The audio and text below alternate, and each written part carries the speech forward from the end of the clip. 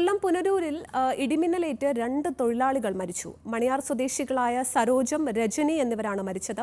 ജോലിക്കിടെയാണ് മിന്നലേറ്റത്.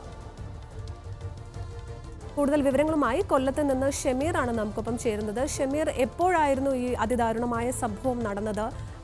ഇപ്പോൾ പോലീസ് നടപടികൾ എങ്ങനെ പുരോഗമിക്കുന്നു? ഈ മൃതശരീരങ്ങൾ എങ്ങോട്ടേക്കാണ്, ഏത് ആശുപത്രിയിലേക്കാണ് മാറ്റിയിരിക്കുന്നത്? എന്താണ് വിവരങ്ങൾ?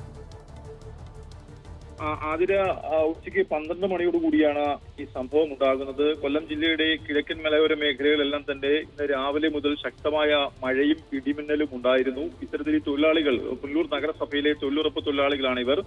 എന്നാൽ കഴിഞ്ഞ ദിവസം ഈ തൊഴിലുറപ്പ് തൊഴിൽ അവസാനിച്ചിരുന്നു. ഇതിന്റെ ഭാഗമായി ഇവർ ഒരു സ്വകാര്യ തൊഴിൽ ഇല്ലാത്തത് കൊണ്ട് തന്നെ ഒരു സ്വകാര്യ വ്യക്തിയുടെ പുരയിടത്തിൽ ഇവർ തൊഴിലെടുക്കുകയായിരുന്നു. ഒരു വൃക്ഷങ്ങളൊന്നുമില്ലാത്ത ഒരു പുരയിടമായിരുന്നു. പെട്ടെന്ന് മഴയും ഇടിമിന്നലും ഉണ്ടാവുകയും ഒരു വൃക്ഷച്ചുവട്ടിലേക്ക് ഇവർ മാറുകയും ചെയ്തിരുന്നു. പിന്നീട് ഈ വൃക്ഷത്തിൽ മിന്നലേറ്റ് ഇതിനുശേഷം ഇവർക്കും മിന്നലേൽക്കുകയായിരുന്നു.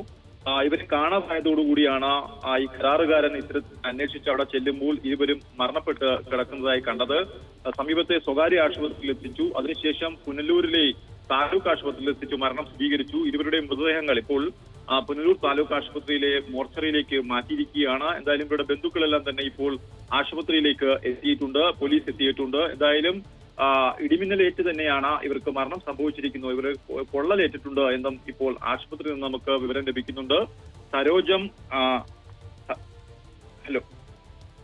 സരോജം അതുപോലെ രജനി എന്നിവരാണ് ഇത്തരത്തിൽ മിന്നലേറ്റ് മരണപ്പെട്ടത്.